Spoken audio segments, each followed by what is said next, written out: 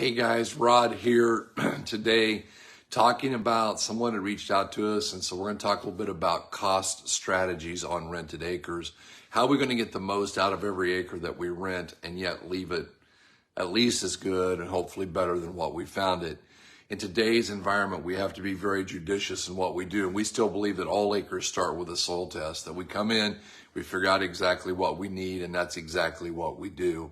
We find it much more effective, much more cost efficient to row place that starter fertilizer than it is to broadcast. According to the Dry Fertilizer Institute, it's at least 3 to 5 times more effective to row place than it is to just do a broadcast application.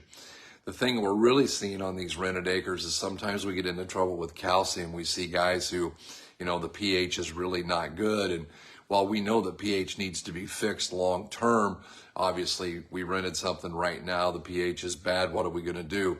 Well, there's a couple things that we could take a look at. We could look at some pelletized calcium to go in there and give that plant some available calcium.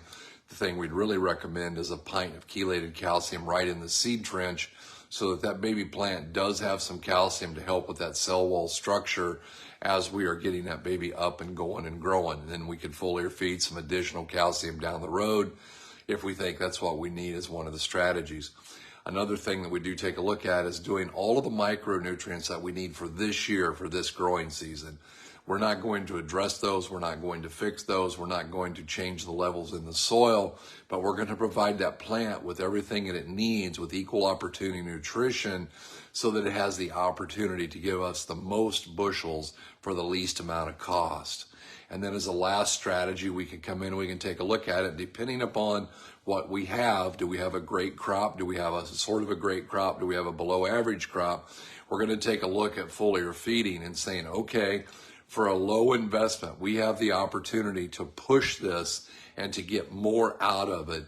And a foliar pass may be exactly what the doctor ordered. It might be that's what we need to do. Now, obviously, we'd like to see a tissue test in front of that. So we're putting on, again, the right things. No more and no less. We just want to be putting on what it needs to achieve maximum yield potential. And thereby what we're really after is that lowest cost per bushel of production. That's what it's really all about. These are some of the things that we're looking at, some of the things that might be tips to help you. If you'd be interested in a further discussion on this, reach out to us with a message here on the page. We would look forward to having someone from the team get a hold of you. We hope you guys are having a better day.